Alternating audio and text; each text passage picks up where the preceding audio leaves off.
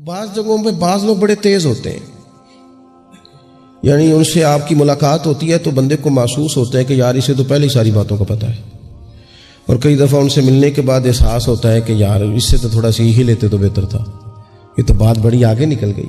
سارا پتہ ہوتا ہے، باشعور ہوتے ہیں، لیکن ڈر آتا ہے اللہ سے۔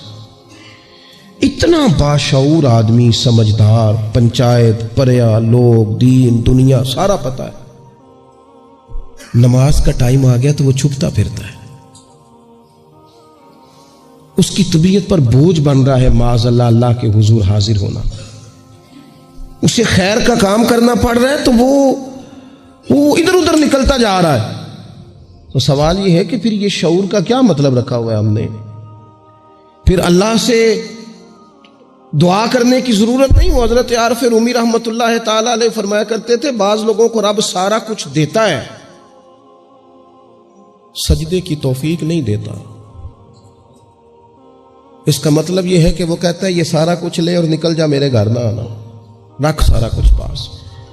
رب سے عافیت مانگی جائے، اس سے اس کا فضل مانگا جائے، اس سے اس کا کرم مانگا جائے۔ اللہ کے پیارے رسول صلی اللہ تعالی علیہ وآلہ وسلم اس عافیت مانگنے پر زور دیتے، توجہ دیتے۔ میں آپ کو صحیح بتاتا ہوں، رب نے اگر کسی بندے کو عافیت میں رکھا ہو نا تو حالات کیسے بھی برے چل رہے ہوں اس کا بگاڑ کچھ نہیں سکتے۔ اور اللہ تعالیٰ معاف کرے 100 دفعہ خاکم بدہن، اگر کسی وقت اس کے کرم کی نگاہ پھر جائے تو پھر سارے اسباب سمیت بھی انسان اپنے پیروں پہ کھڑا نہیں رہ سکتا۔ اس سے جب تک طلب کرم نہیں ہوتا، طلب عافیت نہیں ہوتی، اس کی بارگاہ سے جب تک بندہ مومن پورا رجوع نہیں کرتا، یہ عافیت اتنی اعلیٰ چیز ہے کہ نبی پاک علیہ السلام نے فرمایا آذان اور اقامت کے درمیان جو وقت ہوتا ہے اس میں دعائیں رد نہیں ہوتی۔ دعا مانگا کرو گے تمہاری اللہ اپنے فضل سے قبول کر لے گا۔ عرض کی یا رسول اللہ کیا مانگے؟ تو فرمایا عافیت مانگو رب سے۔ حضرت انس بن مالک حدیث کے راوی ہے رضی اللہ تعالیٰ عنہ، یہاں بھی فرمایا یہ عین قبولیت کا ٹائم ہے، اب اللہ سے عافیت مانگ لو، اس کی پناہ۔ ہم دعاؤں میں بھی محدود ہو جاتے ہیں۔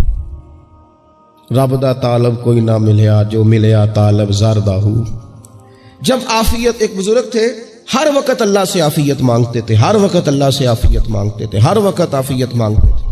لوگوں نے پوچھا، لوگ ان کو صالح جانتے تھے، نیک سمجھتے تھے کہ حضور آپ اور کوئی دعا مانگتے نہیں، عافیت ہی مانگتے ہیں۔ فرمانے لگے میں مانگا کرتا تھا شروع میں، بعد میں خیال آیا اور بھی دعائیں مانگا کرتا تھا، یہ احساس بعد میں نصیب ہوا۔ فرماتے میں مزدوری کرتا تھا، مال برداری کرتا تھا، ایک جگہ پہ ڈیوٹی کر رہا تھا تو تھک گیا، اور وہ جو کام لینے والے لوگ تھے ان کا رویہ بھی بڑا ترش تھا، تکلیف ہوئی۔ تو میں نے اپنے مالک کی بارگاہ میں عرض کی مالک اگر 2 روٹی بغیر مجھے مشقت کے مل جائے دن میں تو تیری بارگاہ تو بڑی کریم ہے۔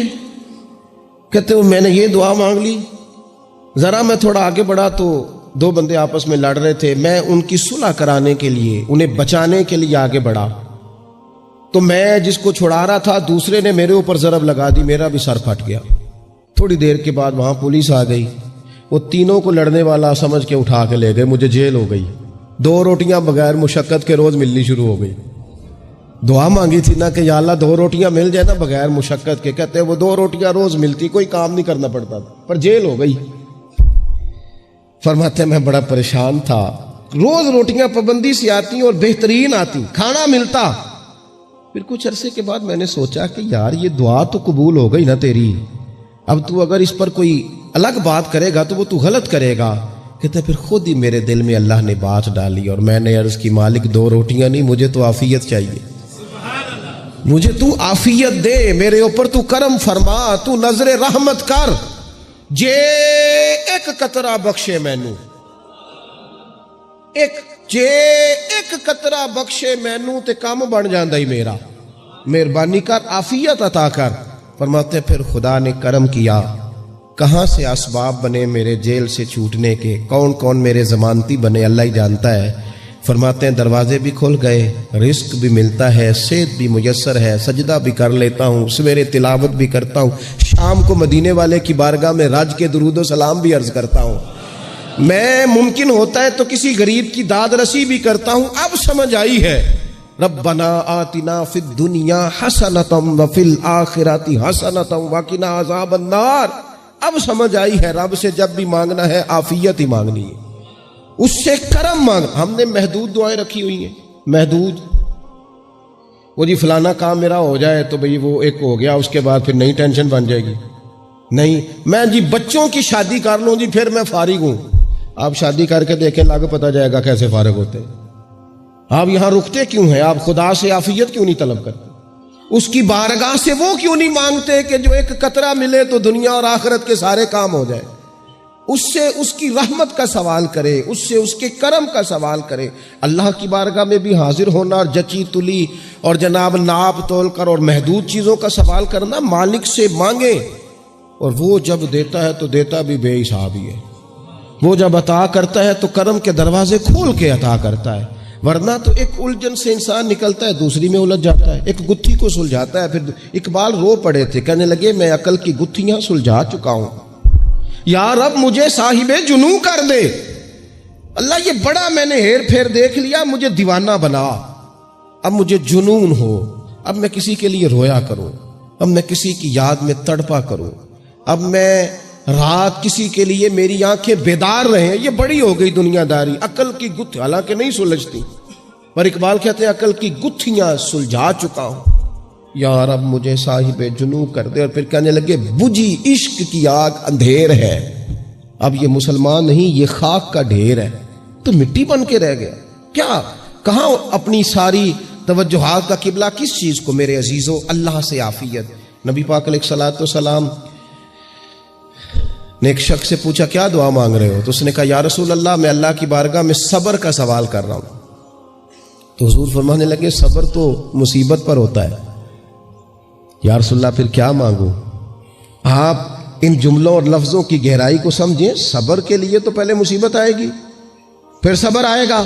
تو یا رسول اللہ کیا مانگوں؟ فرمایا تو رب سے عافیت مانگ. مانا کیا ہے؟ مصیبت آئے کیوں؟ اللہ تجھے اپنی حفاظت کے حصار میں لے لے. وہ وقت ہی کیوں آئے کہ جب تیری طبیعت الجھ جائے, جب تو پریشان ہو جائے, جب تو تو اللہ سے عافیت مانگنا. جب تو عافیت مانگے گا تو اگر کبھی مشکل آئے گی بھی نا تو خدا پھر اپنے فضل سے مشکل سے نکلنے میں رستہ بھی بڑی جلدی عطا فرمائے گا اور تیرے اوپر فضل فرمائے گا. اگر عافیت, ہارون رشید نا اپنے محل کی چھت پہ ٹہل رہا تھا سب سے اوپر والے چوارے پر, نیچے سے حضرت بہلول دانا گزر رہے تھے, اوپر اس کے ساتھ سپاہی بھی تھے, گن مین بھی تھے. اس نے کہا یہ بابا تو ذرا اوپر اٹھاؤ. انہوں نے ایک ڈولی, ایک ٹوکری سمجھ لیں, اس کو رسیاں باندھ کے نیچے پھینکا. نیچے جو سپاہی تھے ان کو کہا کہ یہ بابا جی کو پکڑ کے اس میں بٹھاؤ. انہوں نے جبرن تھاما بابا جی کو, اس میں ڈالا, اوپر والوں نے کھینچ لیا. 2-3 منٹ لگے. ہارون رشید کے سامنے حضرت بہلول دانا پہنچ گئے تو تھوڑے ناراض بھی ہوئے کہ یہ کوئی طریقہ تو نہیں نا بلانے کا. ملاقات ہوئی تو کہا کیوں بلایا؟ کہنے لگا ایک مسئلہ پوچھنا تھا. فرمانے لگے بادشاہ ہے نا, تیرے مسئلے پوچھنے کا بھی اپنا ہی انداز ہے, پوچھ مسئلہ. کہنے لگا بابا پوچھنا تھا کہ آپ اللہ تک کیسے پہنچے؟ حضرت بہلول دانا چپ کر گئے. 2-4 منٹ کے بعد کہنے لگے جس طرح ابھی زمین سے تیرے تک نہیں پہنچا, بالکل اسی طرح ہی پہنچ گیا اور رب کریم کی بارگاہ تک. اور وہ بھی جو اس نے کرم فرمایا ہے, ورنہ میں تو نہیں سمجھتا کہ میں پہنچ گیا, وہ بھی اگر تیری خوش گمانی ہے.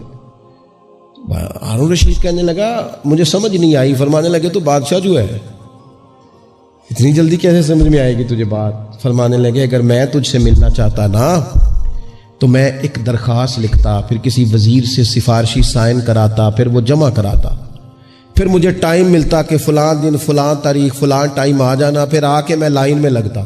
پھر بھی تو بادشاہ ہے, تیرا موڈ بنتا ملنے کا کہ نہ بنتا. جب میں چاہتا تو پتہ نہیں کتنا ٹائم لگ جاتا, جب تو نے چاہا ہے نا تو 1 منٹ بھی نہیں لگا. فرمانے لگے میں نے دعویٰ ہی نہیں کیا کہ میں جد و جہد کر کے پہنچوں گا, میں نے تو رب کی بارگاہ میں عاجزی کی ہے, پھر رب نے ہی کرم فرمایا ہے, اسی نے مہربانی کی ہے. مانا کہ محبت کے سفر میں ہر گام پہ 100 مشکل ہے, لیکن یہ سفر آسان بھی ہے. گر ساتھ تمہارا ہو جائے, اس کے کرم کا ساتھ رہا ہے, اس سے عافیت مانگی ہے, اپنے آپ کو اس کے سپرد کیا ہے تو اس نے کرم کر دیا.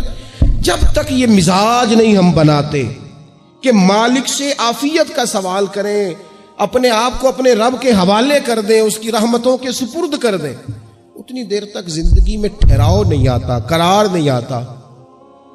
مشکات میں موجود ہے، اللہ کے پیارے رسول صلی اللہ تعالی علیہ وسلم تیمارداری کے لیے گئے تو صحابہ کرام فرماتے ہیں وہ بندہ نا اتنا پتلا نحیف اور لاغر ہو گیا تھا جس طرح چڑیا کا بچہ ہوتا ہے، کمزوری ضعف طاری تھا۔ تو محبوب کریم نے اسے دیکھا تو بڑے کریمانہ انداز میں کریم فرمانے لگے، تو کوئی دعا نہیں مانگتا، تو عافیت نہیں مانگتا اللہ سے؟ عرض کی یا رسول اللہ صلی اللہ تعالی علیہ وسلم، میں نے اپنے رب کی بارگاہ میں عرض کی ہے مالک قیامت کا عذاب بڑا سخت ہے، میں نہیں برداشت کر سکتا، تو نے اگر مجھے کوئی سزا دینی ہے تو یہیں دے لے، قیامت کو نہ دینا۔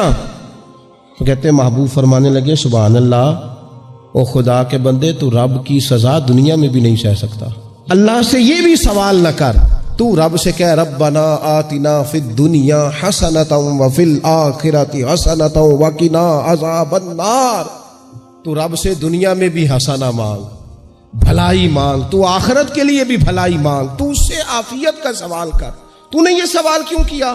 عرض کی یا رسول اللہ کرم ہو گیا ہے، مجھے سمجھ آ گئی، اب میں اسی طرح ہی کروں گا۔ عزیز دوستو، ہم کہاں سہ سکتے ہیں؟ ہم دنیا میں رب کی سزا ہم نہیں سہ سکتے، ہم کمزور ہیں، تو گرمی نہیں سہ سکتے، شدید سردی نہیں سہ سکتے، شدت کی بھوک لوگ نہیں سہ سکتے، کوئی آزمائش نہیں سہ سکتے۔ وہ جو لوگ بعض اوقات کہہ دیتے ہیں نا جی فلاں چیز ہمارے اعمال کا نتیجہ ہے، تو میں کیا کرتا ہوں نہ کو یار، ہم تو یہ بھی نہیں سہ سکتے، ہم کہاں برداشت کر سکتے ہیں، ہمیں تو وہ معاف ہی فرمائے، ہم حساب والے ہے ہی نہیں، ہم تو صرف معافی والے ہیں۔ ہم سے نہ حساب پوچھے، اس نے حساب پوچھا تو پھر تو بڑی مشکل ہو جائے گی، اگر اس نے حساب پوچھا تو بڑی رسوائی ہو جائے گی، اگر حساب پوچھا تو مشکلات سامنے دکھائی دینے لگ جائیں گی۔ ہم سے تو وہ درگزر والا معاملہ کرے، ہم سے تو وہ کہے جا میں نے محبوب کے صدقے تجھے معاف کیا، جا تیرے لیے رحمت اور بخشش والا فیصلہ